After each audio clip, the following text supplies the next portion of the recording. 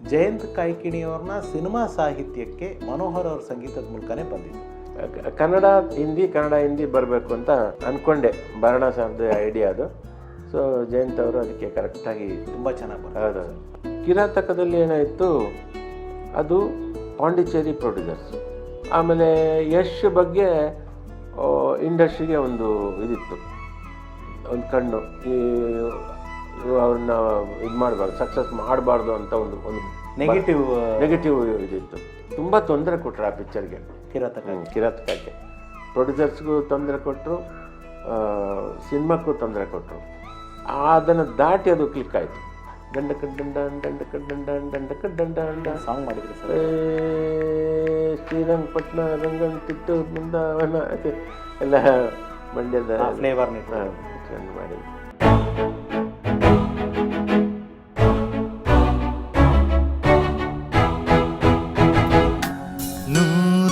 ನೂರೊಂದು ನೆನಪು. ಅಣ್ಣವ್ರು ಯಾಕೆ ಪ್ರಚಾರ ತಗೊಳ್ತಿರ್ಲಿಲ್ಲ, ಬಟ್ ನಮ್ಮ ಮುಂದೆನೇ ಎಷ್ಟು ಸಂಘ ಸಂಸ್ಥೆಗಳಿಗೆ ಅವರು ವಿಚಾರಿಸಿ ಕೊಡ್ತಾ ಇದ್ರು. ಸ್ವಸ್ತಿಕ್ ಅಂತಾರೆ, ಸ್ವಸ್ತಿಕ್ ಅಗೇನ್, ಮತ್ತು ಉಪೇಂದ್ರ ಅವ್ರ ನಿರ್ದೇಶನ, ನಿಮ್ಮ ಸಂಗೀತ ನಿರ್ದೇಶನ, ಅಣ್ಣವ್ರ ಸಂಸ್ಥೆ, ನಿಮ್ಮದು ಆ ಕಲರ್ ಸಾಂಗು ಸೂಪರ್ ಡೂಪರ್ ಹಿಟ್ಟು. ಆ್ಯಂಡ್ ಅದೇನು ಸರ್, ಒಂದು ಇದು 7 ಜನ್ಮದಲ್ಲ ಆಫ್ರಿಕಾದ ಏನೇನೋ ಹಾಕ್ಬಿಟ್ಟಿದ್ದೀರಾ, ಏನು ಸರ್ ಅದು ಸಾಂಗ್ದು ಕಂಪೋಸಿಂಗೇ ವಿಚಿತ್ರ ಅಲ್ಲ ಸರ್ ಅದು? ಹೌದೌದು, ಅದೆಲ್ಲ ಉಪ್ಪಿದೆ ಐಡಿಯಾ. ಉಪ್ಪಿ ಇದೊಂದು ಸಿಚುವೇಶನ್ ಈ ಥರ ಇದೆ, ಈ ಸಿಚುವೇಶನಲ್ಲಿ ಇಟ್ಕೊಂಡೇ ಒಂದು ಸಾಂಗ್ ಮಾಡೋಣ ಅಂತ ಒಂದು ಪಲ್ಲವಿ ಮಾತ್ರ ಮಾಡಿದೆ. ಇದು 7 ಜನ್ಮದಲವು ಅಂತ ಬರುತ್ತೆ, ಅದರಲ್ಲಿ ಹಾಕನಕ ಅಂತ ಬರುತ್ತೆ. ಅದು ಇವರು ಒಂದು ಕ್ಯಾಸೆಟ್ ತಂದು ಕೊಟ್ಟರು, ಪುನೀತ್ ಅಪ್ಪು ಅವರು ತಂದು ಕೊಟ್ಟರು. ಅದನ್ನು ಹಾಕಿ ಇದನ್ನೆಲ್ಲ ಯೂಸ್ ಮಾಡ್ಬಂದು ಆಗ ಉಪ್ಪಿ ಇದು ಚೆನ್ನಾಗಿದೆ ಇದು ಅಂಥೇಳಿ ಚಾಮುಂಡೇಶ್ವರಿ ಸ್ಟುಡಿಯೋ ಎಂಜಿನಿಯರ್ ಮಹೇಂದರ್ ಅವ್ರ ಹತ್ರ ಕೊಟ್ಟು, ಅವರು ಅದನ್ನು ರೆಕಾರ್ಡ್ ಮಾಡಿಕೊಂಡು, ಕ್ಯಾಸೆಟ್ಟಿಂದ ಸ್ಪೂಲಿಗೆ ರೆಕಾರ್ಡ್ ಮಾಡಿಕೊಂಡು ಅದನ್ನು ಎಡಿಟ್ ಮಾಡಿ ತುಂಬ ಕೆಲಸ ಮಾಡಿದ್ವಿ. ಬಟ್ ಅದರಲ್ಲಿ ಇದು ಒಳ್ಳೆ ಸರ್, ಜಿ ಜಿ ಕ್ಯಾ ಜಿ ಕಣ್ಣ ನೋಟಸು ಜಿ ಸೈಕಾಲಜಿ ಬಾಜಿ ಬೇಡ ರಾಜಿ, ಆಮೇಲೆ ಮಿಂಚು ಹುಳ, ಅದೊಂದೇ ಹಾಡು ರಾಗಣ್ಣ ಹಾಡಿರೋದು ಒಂದು ಕಾಣುತ್ತೆ, ಮಿಕ್ಕಿದೆಲ್ಲ ಬೇರೆ ಸಿಂಗರ್ಸ್ ಹಾಡಿರೋದು ಅಲ್ಲ. ರಾಗಣ್ಣ ಹಾಡಿಲ್ಲ, ಎಲ್ಲ ರಾಜೇಶ್ ಕೃಷ್ಣನೇ. ಇದು ಕಲರ್ ರಾಜೇಶ್ ಕೃಷ್ಣ ಅವ್ರ, ಅದು ಎಸ್ ಪಿ ಬಿ ಸರ್. ಹೌದು. ಸೊ ಸ್ವಸ್ತಿಕ್ ಒಂದು ಮತ್ತೆ ಉಪೇಂದ್ರ ಅವ್ರ ಜೊತೆ ಆಫ್ಟರ್ ತರಲೆ ನನ್ನ ಮಗ ಅವ್ರ ನಿರ್ದೇಶನದಲ್ಲಿ ಒಂದು ನೀವು ಹಾಡು ಇದು ಮಾಡಿದ್ದಾಯಿತು. ಆ್ಯಂಡ್ ಅಣ್ಣವ್ರ ಸಂಸ್ಥೆ ಇದೆ ಇನ್ನೊಂದು, ಚಿಗುರಿದ ಕನಸು. ಬಹುಶಃ ಸಾಕಷ್ಟು ಜನ ಗೊತ್ತಿರ್ಬೋದು, ಗೊತ್ತಿಲ್ಲದಿರೋರಿಗೆ ಒಂದು ಮಾಹಿತಿ, ಜಯಂತ್ ಕಾಯ್ಕಿಣಿಯವ್ರನ್ನ ಸಿನಿಮಾ ಸಾಹಿತ್ಯಕ್ಕೆ ಮನೋಹರ್ ಅವ್ರ ಸಂಗೀತದ ಮೂಲಕನೇ ಬಂದಿದ್ದು. ಅದು ಇವರು ನಾಗಾಭರಣಗೆ credit both Vajreshwari, Nagabharana, Manohar sir ಎಲ್ಲರ ಒಂದು ಟೀಮ್ ಎಫರ್ಟೇ. ಅದು ಎಷ್ಟು ಚೆನ್ನಾಗಿ ಬರುತ್ತೆ ಸರ್, ಗಂಗಮ್ಮಾಯಿ ತುಂಬ ಒಳ್ಳೆ ಸಾಹಿತ್ಯ ಬರೆದಿರು ಜಯಂತ್ ಸರ್. ಆ್ಯಂಡ್ ಓ ಆಚಾರ್ಯ ಆ ಸಾಂಗ್ ಹೆಂಗೆ ಸರ್ ಅದು? ಅಂದರೆ ಫಸ್ಟೇ ಅದು ಸ್ಕ್ರಿಪ್ಟ್ ಲೆವೆಲಲ್ಲೇ ಹಿಂದಿ ಥರದ್ದು ಡಿಸ್ಕಸ್ಡ್ ಅದು ಆವಾಗ ಒಂದು ಟ್ಯೂನು ಹೆಂಗಂದರೆ, ಶಿವಣ್ಣ ಡೆಲ್ಲಿಯಲ್ಲಿರೋದು, ಅವಳು ಹಳ್ಳಿಯಲ್ಲಿರೋದು, ಬಂಗಾಡಿ. ಕನ್ನಡ ಹಿಂದಿ ಬರಬೇಕು ಅಂತ ಅಂದ್ಕೊಂಡೆ. ಭರಣ ಸಾರ್ದು ಐಡಿಯಾ ಅದು. ಸೊ ಜಯಂತ್ ಅವರು ಅದಕ್ಕೆ ಕರೆಕ್ಟಾಗಿ ತುಂಬ ಚೆನ್ನಾಗಿ ಬರ್ತದೆ. ಆಮೇಲೆ ನಿಮ್ಮ ಮ್ಯೂಸಿಕ್ಕು ಅಷ್ಟೇ ಚೆನ್ನಾಗಿತ್ತು. ಆ್ಯಂಡ್ ಶಿವಣ್ಣ ಅವರೇ ಒಂದು ಹಾಡು ಕೊರಿಯೋಗ್ರಫಿ ಕೂಡ ಮಾಡಿದ್ರಪ್ಪ ಅಸಲೇ. ಏನಿದ್ದೇನಿದ್ದೇನು ಚಿತ್ತಾರ ಭೂಮಿ ಬಾನು ಅಪರೂಪ ಈ ಪ್ರತಿರೂಪ. ಆ ಸಾಂಗು ಕೊರಿಯೋಗ್ರಫಿ ಶಿವಣ್ಣ ಸರ್. ಯಾಕಂದ್ರೆ ನಾನು ಟಿವಿನಲ್ಲಿ ಇಂಟರ್ವ್ಯೂ ಮಾಡಿದ್ದೆ ಅವಾಗ, ಅದು ನಂಗೆ ಜ್ಞಾಪಕ ಇದೆ. ಸೊ ಅದು ಶಿವಣ್ಣ ಅವ್ರು ಮಾಡಿದ್ದು. ಚಿಗುರಿದ ಕನಸು ಅದೊಂದು ಮತ್ತೊಂದು ಗರಿ ಸಿಕ್ತು. ಇಷ್ಟೆಲ್ಲ ಮಾಡ್ತಿರ್ಬೇಕಾದ್ರೆ ಮನೋಹರ್ ಸರ್ ಮತ್ತೆ ಕಿರುತೆರೆಗೆ ದಂಡಪಿಂಡಗಳು ನಟನಾಗಿ ಆ ನಿಮ್ಮ ಹಾಡು ಪಣಿ ಸರ್ ನಿಮ್ಮನ್ನ, ಯಾಕೆಂದ್ರೆ ನಾರದ ಅಂದ್ರೆ ನಮಗೆ ಆಲ್ ಟೈಮ್ ನಾರದ ನಮಗಿರೋದು ಅನಂತ್ ಸರ್ ಅನಂತ್ ನಾಗ್ ಅವರು. ಅದು ಆ್ಯಕ್ಚುಲಿ ಪಣಿ ಸರ್ ನನಗೆ ಕರೆಸಿ, ಮನೋಹರ್ ಇದರಲ್ಲಿ ನಾರದ ನೀವು ಮಾಡಬೇಕು ಅಂದ. ನಾನು ನಕ್ಬಿಟ್ಟು, ಸರ್ ನಾರದ ಅಂದರೆ ನಮಗೆ ಅನಂತ್ ಸರೇ ನೆನಪಾಗದ. ಅವರು ನಾರದ ವಿಜಯದಲ್ಲಿ ಮಾಡಿದ್ಮೇಲೆ ಅವ್ರದ್ದು ದೊಡ್ಡ ಕಣ್ಣು, ಅವ್ರ ತುಂಟ ನಗು, ಅವ್ರ ಮುಂದೆ ಯಾರೂ ಇಲ್ಲ, ನಾನು ನಿಮ್ಗೆ ಯಾಕ್ರಿ, ನಾನು ಮಾಡಿಸ್ತೇನೆ ರೀ, ಮಾಡಿರಿ ಅಂತ. ಸೊ ಹಾಗೆ ದಂಡಪಿಂಡಗಳಿಗೆ ನನಗೆ ನಾರದನ ಪಾರ್ಟು ಪಣಿ ಸರ್ ಕೊಟ್ಟು, ಅದು ಎಲ್ಲ ಕಡೆ ಅದು ಇವತ್ತಿಗೂ ಆ ಹಾಡನ್ನು ಅಲ್ಲಲ್ಲಿ ರಾಜಕೀಯದಲ್ಲಿ ಎಲ್ಲ ಕಡೆ ದಂಡ ಪಿಂಡಗಳು ಇವರು ದಂಡ ಪಿಂಡಗಳು. ಸರ್ ಇವಾಗ ನೀವು ಪೊಲಿಟಿಕಲ್ ಸೆಟರ್ ನಿಮ್ಗೆ ಫೇವ್ರೆಟ್ ಸಬ್ಜೆಕ್ಟ್, ನೀವು ಯಾಕೆ ಆ ಥರದ್ದು ಒಂದು ಡೈರೆಕ್ಷನ್ ಮಾಡಬೇಕು ಅಂತ ಯೋಚನೆ ಮಾಡಲಿಲ್ಲ? ಲಾಸ್ಟ್ ಇಯರ್ ಮಾಡಿದೆ ದರ್ಬಾರ್ ಮಾಡಿದ್ರಿ. ದರ್ಬಾರ್ ಮಾಡಿದೆ. ಬಟ್ 23 ವರ್ಷ ಗ್ಯಾಪ್ ಆಯ್ತಲ್ಲ ಸರ್ ದರ್ಬಾರ್? 24 ವರ್ಷ ಗ್ಯಾಪ್ ಆಯಿತು. ಅಂದರೆ 24 ವರ್ಷದಲ್ಲಿ ನೂರಾರು ಮಂದಿ ಹತ್ರ ನಾನು ಕೇಳಿದ್ದೆ, ನನ್ನ ಹತ್ರ ಒಳ್ಳೊಳ್ಳೆ ಕತೆ ಇದೆ ಮಾಡೋಣ ಸಿನಿಮಾ ಅಂತಂದರೆ ಎಲ್ಲ ನೆಗ್ಲೆಕ್ಟು ಮಾಡಿಬಿಟ್ರು ಅಸಡ್ಡೆಯಿಂದ. ಅವನೇನು ಮಾಡ್ತಾನೆ ಅಂದ್ಬಿಟ್ಟು ಆ ಥರ ಧೋರಣೆ. ಸರಿ, ನಮಗೂ ನಸೀಬ್ ಬೇಕು ಅಂದ್ಬಿಟ್ಟು ನಾನು ಅಂದ್ಕೊಂಡೆ. ನೀವು ತುಂಬ ಸಂಕೋಚ ಸ್ವಭಾವದವರು ಮೊದಲಿಂದನು. ನೀವು ಯಾವುದು ಕೂಡ ಪಾಪ ದುಡ್ಡು ಬೇಕು ಅಂತಲೂ ಕೇಳಲ್ಲ, ಅಥವಾ ದುಡ್ಡು ಕಡಿಮೆ ಇದ್ದರೆ ಕಡಿಮೆ ಅಂತಲೂ ಹೇಳಲ್ಲ. ಯಾಕೆ ಮನೋಹರ್ ಸರ್ ಅಷ್ಟು ಸಂಕೋಚ ನಿಮಗೆ? ಇಲ್ಲ, ಹೇಳ್ತೀನಿ, ಎಲ್ಲ ಮಾಡ್ತೀನಿ. ಆಮೇಲೆ ಬಗ್ತೀನಿ, ನನ್ನ ಬಗ್ಗಿಸ್ತಾರೆ, ನಾನು ಕೇಳ್ತೀನಿ, ಜಗಳಾಡ್ತೀನಿ, ಎಲ್ಲ ಮಾಡ್ತೀನಿ. ಅವ್ರು ಗೋಗರಿತಾರೆ. ಗೋಗರಿಯುವಾಗ ನನಗೆ ಅಯ್ಯೋ ಸರಿ, ನನಗೆ ಆ ಥರ ಇದಾಗಲ್ಲ. ಒಂದು ರಾಯಲ್ ಆಗಿ ಕೊಡಬೇಕು. ಈಗ ಮಾಂಗಲ್ಯಂ ಅಂತ ನಾನೇನು ಪ್ರೊಡ್ಯೂಸರ್ಸು ನಾನು ಕೇಳಿದ್ದೆ ಟಕ್ಕಂತ ಕೊಟ್ಬಿಟ್ರು. ಆ ಥರ ಯಾಕೆ ಕೊಡಲ್ಲ ಅಂತ ನನಗೂ. ಬಟ್ ಅವರು ಮತ್ತು ಇನ್ನೊಂದು, ಇದು ಸಿನಿಮಾದಲ್ಲಿ ಸಿನಿಮಾ ಅಂದರೆ ಒಂದು ಜೂಜು. ರಿಲೀಸ್ ಆದಮೇಲೆ ಪ್ರೊಡ್ಯೂಸರ್ ಮುಳುಗೋಗ್ತಾನ ಅಥವಾ ಅವನು ಗೆಲ್ತಾನ ಗೊತ್ತಿಲ್ಲ. ಸೊ ಆಗಿರುವಾಗ ನಾವು ಡಿಮ್ಯಾಂಡ್ ಮಾಡೋದಕ್ಕೂ ತಪ್ಪಾಗುತ್ತೆ ಅಂದ್ಬಿಟ್ಟು ಆ ಒಂದು ಎಥಿಕ್ ಇಟ್ಕೊಂಡು ನಾನು ಜಾಸ್ತಿ ಡಿಮ್ಯಾಂಡ್ ಮಾಡಲ್ಲ ಅಷ್ಟೇ, ಅದು ಬೇರೇನಿಲ್ಲ. ಯಾಕಂದರೆ ಇದು ಸಣ್ಣ ಒಂದು ಮನೆ, ಕನ್ನಡ ಚಿತ್ರರಂಗ. ಎಲ್ಲರೂ ನಾಳೆ ಮುಖ ನೋಡಿ ಸಿಗ್ತಾರೆ. ಎಲ್ಲ ಇವತ್ತು ನಾವು ಜಗಳಾಡ್ತೀವಿ, ನಾಳೆ ಅವರೆಲ್ಲೋ ಸಿಗ್ತಾರೆ, ಹಂಗಾಗಲ್ಲ. ಅದಕ್ಕೆ ಇವತ್ತು ಚೆನ್ನಾಗಿರೋಣ ಅಂತ ಮಾಡ್ತೀನಿ. ದರ್ಬಾರ್ ಮಾತಾಡ್ತೀನಿ. 23-24 ವರ್ಷ ಆದಮೇಲೆ ಮತ್ತೆ ಆ್ಯಕ್ಷನ್ ಕಟ್ ಹೇಳ್ತೀರಾ? ಹೌದು. ನನಗನ್ಸಿದ್ದು ಸರ್, ಸಿನಿಮಾ ಚೆನ್ನಾಗಿಲ್ಲ ಅನ್ನೋದು ಸೆಕೆಂಡ್ರಿ. ದರ್ಬಾರ್ ಅನ್ನೋ ಸಿನಿಮಾ ಬಂದೋಗಿದ್ದೇ ಗೊತ್ತಾಗಿಲ್ಲ, ಯಾರು ಗೊತ್ತಾಗಿಲ್ಲ. ಬಹುಶಃ ಅದು ಗೊತ್ತಾಗಿದ್ದಿದ್ರೆ ಅದು ಫ್ಲಾಪ್ ಆಗ್ತಿರ್ಲಿಲ್ಲ. ಎಕ್ಸಾಕ್ಟ್ಲಿ, ನಾನು ಅದನ್ನೇ ಹೇಳೋದಕ್ಕೆ ಬಂದೆ. ಎಲ್ಲ ಪಬ್ಲಿಸಿಟಿ ಕೊರತೆ ಆಗೋಯ್ತಾ ಪಿಕ್ಚರ್ಗೆ? ಖಂಡಿತ ಪಬ್ಲಿಸಿಟಿ ಕೊರತೆ ಆಯಿತು. ಅವ್ರ ಪ್ರೊಡ್ಯೂಸರು ಸಿನಿಮಾಕ್ಕೆ ಖರ್ಚು ಮಾಡಿದ್ರು, ಸುಮಾರು 2-2.5 ಕೋಟಿ ಖರ್ಚು ಮಾಡಿದ್ರು. ಯಾಕಂದರೆ ಸಿನಿಮಾ ತುಂಬ ಜನ, ಹಳ್ಳಿ ಜನ, ರಾಜಕೀಯ ಎಲ್ಲ ಜನ ಅವ್ರ ಊಟ ತಿಂಡಿ, ಅವ್ರ ಪೇಮೆಂಟು ಎಲ್ಲದಕ್ಕೂ ಖರ್ಚು ಚೆನ್ನಾಗೇ ಮಾಡಿದ್ರು. ಪಬ್ಲಿಸಿಟಿ ಆಗೋಷ್ಟೊತ್ತಿಗೆ ಅವ್ರದ್ದು ಬಜೆಟ್ಟು ಸಾಲಿಲ್ಲ, ಅಥವಾ ಮಾಡಿದ್ದು ರಾಂಗ್ ಜಾಗಕ್ಕೆ ಹೋಯ್ತದೆ, ಕರೆಕ್ಟಾಗಿ ರೀಚ್ ಆಗಲಿಲ್ಲ. ಆ್ಯಂಡ್ ದರ್ಬಾರ್ ಇವಾಗ ನೋಡೋದಕ್ಕೆ ನಮಗೆ ಎಲ್ಲಿ ಯಾವ ಪ್ಲಾಟ್ಫಾರ್ಮಲ್ಲೂ ಇಲ್ವಾ? ಇದು ಯೂಟ್ಯೂಬಲ್ಲಿ ಸಿಗುತ್ತೆ. ಯೂಟ್ಯೂಬಲ್ಲಿ ಇದೆ. ಸೊ ಸ್ನೇಹಿತರೆ, ದಯವಿಟ್ಟು ನಾನು ಲಿಂಕು ಶೇರ್ ಮಾಡ್ತೀನಿ. ಮನೋಹರ್ ಸರ್ ಡೈರೆಕ್ಟ್ ಮಾಡಿರೋ ದರ್ಬಾರ್ ಪಿಕ್ಚರ್ ನೋಡೋಣ.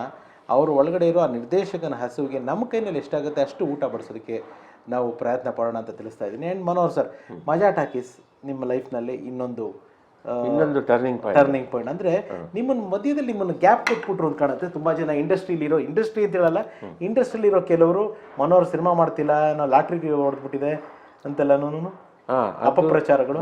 ಅದು 2000 ಆದಮೇಲೆ ಅಣ್ಣವರ ವನವಾಸ, ಆ ಟೈಮಲ್ಲಿ ಸಿನಿಮಾ ಸ್ಥಗಿತ ಆಗಿತ್ತು. ಆವಾಗ ನಮ್ಮ ಮನೆ ಶಿಫ್ಟ್ ಆಯಿತು. ಮನೆ ಶಿಫ್ಟ್ ಆದಾಗ ಫೋನು ಶಿಫ್ಟ್ ಆಗಲಿಲ್ಲ.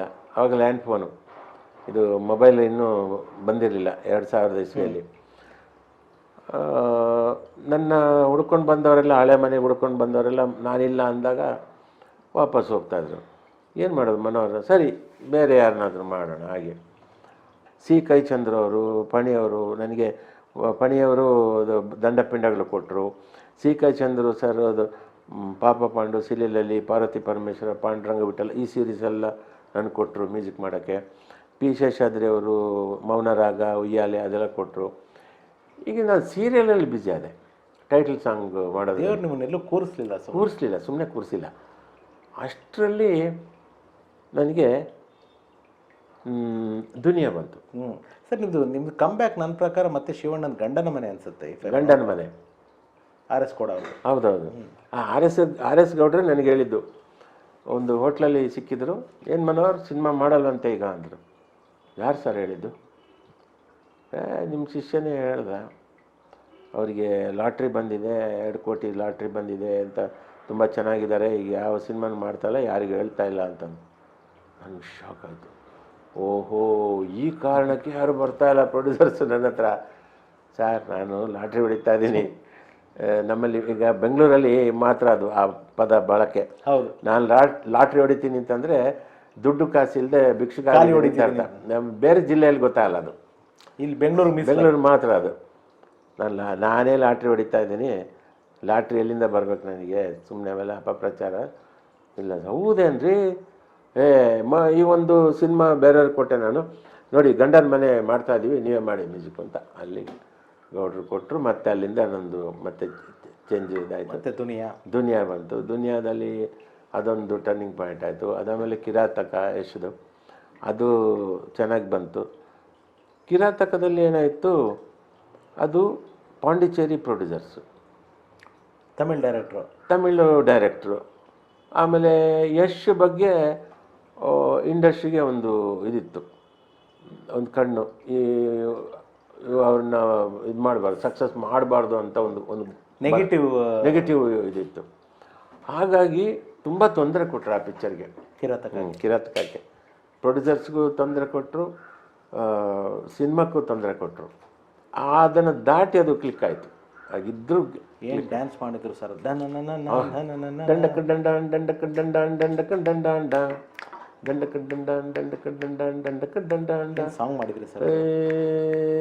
ಶ್ರೀರಂಗಪಟ್ಟಣ, ರಂಗನ್ ತಿಟ್ಟು, ಬೃಂದಾವನ ಎಲ್ಲ ಮಂಡ್ಯದ ಫ್ಲೇವರ್ ಇಟ್ಕೊಂಡು ಮಾಡಿದ್ದು. ಸೊ ನನಗೆ ಒಂದು ಸಿನಿಮಾ ಬಂದರೆ ಅದು ಯಾರದೇ ಆಗಲಿ, ಈ ಸಿನಿಮಾನ ಹೆಗ್ಗಾರು ಮ್ಯೂಸಿಕಲಿ ಹಿಟ್ ಮಾಡಬೇಕು ಅನ್ನೋ ಒಂದು ಇದು. ಸೊ ಹಾಗಾಗಿ ಪ್ರಯತ್ನ ಪಡ್ತಾ ಇರ್ತೀನಿ, ಇವತ್ತಿಗೂ ಬರ್ತಾ ಇದೆ. ಈಗ ಏನಾದರೂ ಒಂದು ಪ್ರಯೋಗ ಮಾಡಬೇಕು ಅಂದಾಗ ಒಂದು ತಕಾರದಿಂದ ಒಂದು ಸಾಂಗ್ ಮಾಡೋಣ ಅಂತ. ತವಕ ತಾಳೆನು ತಾವರೆಯೇ ತಣಿಸುವೆಯ ತನುವ, ತುಟಿ ತುಟಿ ತೀಡಿ ತುತ್ತ ತಿನಿಸು ತತ್ತರಿಸುವಂಥ ದೃಶ್ಯ ತಣಿಸು. ಫುಲ್ ತಕಾರದಲ್ಲೇ ಬರುತ್ತೆ ಇಡೀ ಹಾಡು ಪೂರ್ತಿ, ಚರಣ ಕೂಡ. ಅದು ಇವಾಗಿದು ಹೌದು. ಈಗ ಮುತ್ತು ಕೊಡು ಅನ್ನೋದಕ್ಕೆ ತಕಾರದಲ್ಲಿ ಬರಲ್ಲ, ಅದಕ್ಕೆ ತುಟಿ ತುಟಿ ತೀಡಿ ತುತ್ತ ತಿನಿಸು ಅಂತ, ತೀಡಿ ತುತ್ತ ತಿನಿಸು. ಏನು ನಾಟಿ ಇದ್ದೀರಾ ಸರ್. ಸೊ ಪ್ರಯೋಗಗಳು ಮಾಡ್ತಾ ಇರೋದು ನನಗೆ ಆಸೆ, ಇನ್ನು ಹುಡುಕ್ತಾ ಇರ್ತೀನಿ. Super sir, super. ಈಗ ಈ ಗಡ್ಡ ಹೋಗಿರೋ ಸಮಯದ ಬಗ್ಗೆ ನಾನು ಮಾತಾಡುವಂಥ ಟೈಮ್, ಮನೋಹರ್ ಸರ್ ಅಂದ್ರೆ ನಮಗೆ ಒಂಥರ ಕುರ್ಚಲು ಕೂದಲು, ದಾಡಿ, ಒಂದು ಜೀನ್ ಶರ್ಟ್ ತರ ಬ್ಲೂಯಿಶ್ ಮೇಲೆ ಜಾಸ್ತಿ ಆಗ್ತಾ ಇದ್ರಿ ನೀವು ಯಾವಾಗ. ನಮ್ಗೆ ಈ ಮನೋಹರ್ ಜ್ಞಾಪಕ. ಬಟ್ ಮದುವೆ ಆದ್ಮೇಲಿಂದ ನಮ್ಮ ಮನೋಹರ್ ಸರ್ ಗಡ್ಡನೇ ನೋಡಿಲ್ಲ ನಾವು. ಈ ಗಡ್ಡ ಹೋಗಕ್ಕೂ ಮದುವೆ ಆಗಕ್ಕೂ ನೀವು ಪ್ರಪೋಸ್ ಮಾಡಿದ ರೀತಿನೇ ಮೇಡಮ್ ನಾವು ಸೂಪರ್ ಆಗಿದೆಯಂತೆ. ಹೆಂಗೆ ಸರ್ ಗಡ್ಡ ಏನಕ್ಕೆ ತೆಗೆದ್ರಿ ಸರ್ ನೀವು? ಗಡ್ಡ ಆ್ಯಕ್ಚುಲಿ ಗಡ್ಡ ಮೀಸೆ ಹೋಗಿದ್ದು ಓಮಲ್ಲಿಗೆ ಟೈಮಲ್ಲಿ. ಓಕೆ. ಇದ್ದಕ್ಕಿದ್ದಾಗೆ ಅರ್ಧ ಮೀಸೆ ಉದುರಕ್ಕೋಯ್ತು, ಅದು ಹುಳುಕಡ್ಡಿಯಾಗಿ ಉದುರಿತು. ಅರ್ಧ ಮೀಸೆ ಇದೆ, ನನಗೆ ಒಂಥರ ಇದಾಯಿತು. ಒಂದು ಗಡ್ಡ ಹೋದರೆ ಪರವಾಗಿಲ್ಲ, ಅರ್ಧ ಮೀಸೆ ಹೋದರೆ ಹೆಂಗೆ? ಸೊ ಪೂರ್ತಿ ಮೀಸೆ ತೆಗೆದೆ.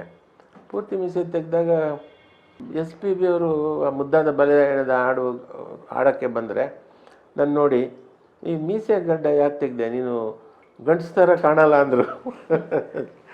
ನೀನು ಒಂಥರ ಈ ಹಳೆಯ ಬೋಡಮ್ಮಗಳು ಇರ್ತಾರಲ್ಲ ಆ ಥರ ಕಾಣ್ತಿದ್ಯಾ ಅಂತ ತಮಾಷೆ ಮಾಡಿದ್ರು. ಸೊ ಅಲ್ಲಿಂದ ಇದು ಕೊನೆಗೆ ಮೀಸೆ ಇಟ್ಕೊಂಡು ಗಡ್ಡ ತೆಗೆಯೋಣ ಅಂತ ಹಿಂಗೆ ಆಯಿತು. ಹಾಗೆ ಆಯಿತು. ಮದುವೆ ಆದಂದರೆ ನಾವೆಲ್ಲ ಒಂದು ಕೆಲವರು ಮದುವೆನೇ ಆಗಬಾರ್ದು, ಕ್ರಾಂತಿಕಾರಿ ಬ್ಯಾಚುಲರ್ ಲೈಫು. ನಿಮಗೆ ಅದೇ ಕಾಲೇಜ್ ಡೇಸಲ್ಲೆಲ್ಲ ಪಂಚೆ ಉಟ್ಕೊಂಡು ಹೋಗ್ತಿದ್ರಂತಲ್ಲ ಕಾಲೇಜ್ಗೆ, ಅದೆಲ್ಲ ಒಂದು ಹೆಸಿಟೇಷನ್ ಇತ್ತು ಅಂತ ಕಾಣುತ್ತೆ. ಹೌದೌದು. ನನಗೆ ವರ್ಷಕ್ಕೆ ಒಂದು ಪಂಚೆ, ಒಂದು ಶರ್ಟು. ಶನಿವಾರ ಅದನ್ನು ಒಗೆಯೋದು, ಭಾನುವಾರ ಒಣಗಾಕೋದು, ರಾತ್ರಿ ಅದು ದಿಮ್ಮನಡಿ ಇಡೋದು, ಅದೇ ಇಸ್ತ್ರಿ, ಬೆಳಿಗ್ಗೆ ಅದನ್ನು ಹಾಕೊಂಡು ಹೋಗೋದು, ವಾರ ಇಡೀ ಅದನ್ನೇ ಬಳಸ್ಕೊಳ್ಳೋದು. ಅದು ಒಂದು ವಾರ. ನಮ್ಮಲ್ಲಿ ಮಡ್ ರೋಡ್ ಇತ್ತು, ಮೇನ್ ರೋಡಿಂದ ಕಾಲೇಜಿಗೆ ಹೋಗೋಷ್ಟೊತ್ತಿಗೆ 1.5 ಕಿಲೋಮೀಟ್ರ್, 1 ಕಿಲೋಮೀಟ್ರು.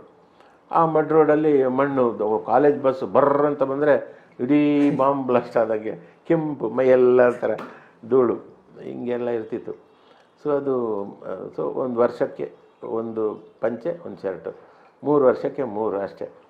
ಆ ಥರ ಕಷ್ಟದಲ್ಲಿ ಇದು ಬಂದಿದ್ದು. ಮತ್ತು ಅದ್ರ ಬಗ್ಗೆ ತಲೆ ಕೆಡಿಸ್ಕೊಂಡಿರಲಿಲ್ಲ. ನನಗೇನೇ ಯಾವಾಗಲೂ ಒಂದು ಹಾಡು, ಮ್ಯೂಸಿಕ್ಕು, ನಿಮ್ಮದೇ ಬೇರೆ ಪ್ರಪಂಚ, ಬೇರೆಯೇ ಪ್ರಪಂಚ, ಅದರಲ್ಲಿ ಇರ್ತಿದ್ದೆ ವಿನಃ ನಾನು ಈ ದುಡ್ಡು ಕಾಸು ಬಟ್ಟೆ ಒಡವೆ ಬಟ್ಟೆ ಅವೆಲ್ಲ ತಲೆಗೆ ಹೋಗ್ತಿರ್ಲಿಲ್ಲ. ಇವತ್ತು ನನಗೆ ನೆನೆಸ್ಕೊಂಡ್ರೆ ಕೆಲವರು branded shirt, branded shoe, branded watch, branded pant, ಏನು ಕರ್ಮ ಇರೋದು ಇದೆಲ್ಲ ಯಾಕೆ ಬೇಕು? ದೇಹ ಅದು ಬಿಚ್ಚಿದ್ರೆ ಎಲ್ಲ ದೇಹ ಒಂದೇ, ಕಾಯಿಲೆ ಮೂಳೆ ಮಾಂಸದ ತಡಿಕೆ ಅಷ್ಟೇ. ಅದು ನನಗೆ ಕೆಲವೆಲ್ಲ ನಮ್ಮದೇ ಒಂದು ಧೋರಣೆ ಇರ್ತವೆ. ಅದಕ್ಕೆ ನೀವು ಮದುವೆ ಆಗಬಾರ್ದು ಅಂತ ನಂದು ಬೇರೆ ಒಂದು ಸೋಷಿಯಲ್ ಸರ್ವೀಸು, ತುಂಬ ಊರೂರು ಸುತ್ತಕೊಂಡು ಒಂದು ಇದೇ ಬೇರೆ ಟ್ರೆಂಡ್ ಚೇಂಜ್ ಮಾಡಬೇಕು ನಮ್ಮದು ಅಂತ, ಕಾನ್ಸೆಪ್ಟನ್ನು ಬದಲಾಯಿಸ್ಬೇಕು ಅಂತ ಇತ್ತು. ಆವಾಗ ಈ ಮದುವೆ ಆದರೆ ಆಗಲ್ಲ ಅವೆಲ್ಲ ಅಂತ ಹಾಗೆ ಇತ್ತು. ಬಟ್ ಯಾವಾಗ ಇಂದ್ರಧನುಷ್ ಫ್ಲಾಪ್ ಆಯಿತಾ ತುಂಬ ನೋವಾಯ್ತು ನನಗೆ. ನಾನು ಇಂದ್ರಧನುಷ್ ಸಕ್ಸಸ್ ಆದರೆ ಇನ್ನೊಂದಷ್ಟು ಸಿನಿಮಾದಲ್ಲಿ ನನ್ನ ಥಾಟ್ಸನ್ನು ಅದರಲ್ಲಿ ಹೇಳ್ತಾ ಹೋಗೋದು, ಒಂದು ಬೇರೆ ಇದು ಮಾಡೋದು, ಜನರ ಇದನ್ನು ಚೇಂಜ್ ಮಾಡೋದು, ಏನೇನೋ ಯೋಚನೆಗಳು. ಇಂದ್ರಧನುಷ್ ಫ್ಲಾಪ್ ಆದ ತಕ್ಷಣ ನನಗೆ ನಾನು ಒಂದು ಮಾಧ್ಯಮವನ್ನೇ ಕಳ್ಕೊಂಡೆ ಅಂತಾಯಿತು. ಆವಾಗ ಅದೇ ಟೈಮಲ್ಲಿ ನಮ್ಮ ಮನೇಲಿದ್ದ ಹುಡುಗರು ಒಬ್ಬೊಬ್ಬರೇ ಅವರು ಇಂಡಿಪೆಂಡೆಂಟ್ ಆಗಿ ಹೋದರು. ಆವಾಗ ನನಗೆಲ್ಲರೂ ಗುರುಕುಲ ಸರ್, ಎಷ್ಟು ಜನ ಹುಡುಗರು ನಿಮ್ಮಿಂದ ಬಂದಿದ್ದಾರೆ? ಹಾಗೆ ಆ ಥರ ಏನಿಲ್ಲ, ಅವರವರೆಲ್ಲ ಸರ್ ನಾವು ನೋಡಿದ್ದೀವಿ ಸರ್, ನೀವು ಹೇಳ್ಕೊಡಲ್ಲ, ನಾವು ನೋಡಿದ್ದೀವಿ. ನಿಮ್ಮ ಇಲ್ಲಿ ಚೇಂಬರ್ ಹತ್ರ ಇದ್ದಿದ್ದು ಮನೆ, ನಮ್ಮ ಕುಮಾರ ಪಾರ್ಕ್ ಈಸ್ಟಲ್ಲಿ ಇದ್ದಿದ್ದು ಮನೆ ಇರ್ಬೋದು, ಅಮೇರಿಕನ್ ಕಾಲನಿ, ಆಮೇಲೆ ಬನಶಂಕರಿನಲ್ಲಿ ಇದ್ರಲ್ಲ ಸರ್ ಮನೆ, ಕಾರ್ನರ್ ಮನೆ, ಆ ಮನೇಲಿ ಎಷ್ಟು ಜನ ಇದ್ರು, ಜಾನು, ಎಷ್ಟು ಜನ ಹುಡುಗರುಗಳಿದ್ರು ಸರ್, ನಾವೇ ನೋಡಿದ್ದೀವಿ ಕಣ್ಣಾರ ಅದನ್ನು. ಸೊ ನನಗೆ ಏನಾದರೂ ಸಾಧನೆ ಮಾಡಬೇಕು ಹೀಗೆ ಅಂತ ಕೊನೆ ಆಗಲಿಲ್ಲಲ್ಲ. ತುಂಬ ಮಂದಿ ನನಗೆ ಅಡ್ವೈಸ್ ಮಾಡಿದ್ರು, ಮನೋಹರ್ ಸಾಧನೆ ಮಾಡಬೇಕಾದ್ರೆ ಮದುವೆ ಆಗದೇ ಅಂತಲ್ಲ, ಆದ್ರೂ ಮಾಡ್ಬೋದು, ಅದಕ್ಕೆಲ್ಲ ನೀವು ಇದು ಮಾಡಬಾರ್ದು, ಮದುವೆ ಆಗಿ ಅಂತ ಅಂದಾಗ ನಾನೀಗ ಮದುವೆ ಆದ್ನಲ್ಲ, ನಾಗವೇಣಿ, ಅವಳು ನಾಗವೇಣಿ ಅಂದರೆ ಬೈತಾಳೆ, ಈಗ ಅವಳು ವೇಣಿ ಅಂತ ಅನ್ಬೇಕು, ವೇಣಿ ಮೇಡಮ್. ಅವಳ ತಮ್ಮ ಬಂದು ಸಿಂಗಿಂಗ್ ಚಾನ್ಸ್ಗೆ ಬಂದರು. ಮಾಂಗಲ್ಯ ಸೀರಿಯಲ್ಗೆ ಹಾಡು ಬರೆಯೋಕೆ ಹೋದರೆ ನೀವು ಮಾಂಗಲ್ಯ ಕಟ್ಟಕ್ಕೆ ಹೋಗಿದ್ದೀರಿ, ಜೊತೆಗೆ ನೆಮ್ಮದಿ ಬೇಕು ಅಂತ ಹೋಗಿದ್ರಿ. ಅಂದರೆ ಮದುವೆ ಆಗೋದು ನಿಮ್ಮ ದೃಷ್ಟಿಯಲ್ಲಿ ನೆಮ್ಮದಿನ? ನಮಗೆಲ್ಲ ಅದು ನೆಮ್ಮದಿ ಅಲ್ಲ ಅಂತ ನಾವು ಇದು ಮಾಡಿದ್ರೆ ನೀವು ನೆಮ್ಮದಿ ಹುಡ್ಕೊಂಡು ಹೋಗಿ ಮದುವೆ ಆಗಿದ್ದೀರ ನೀವು.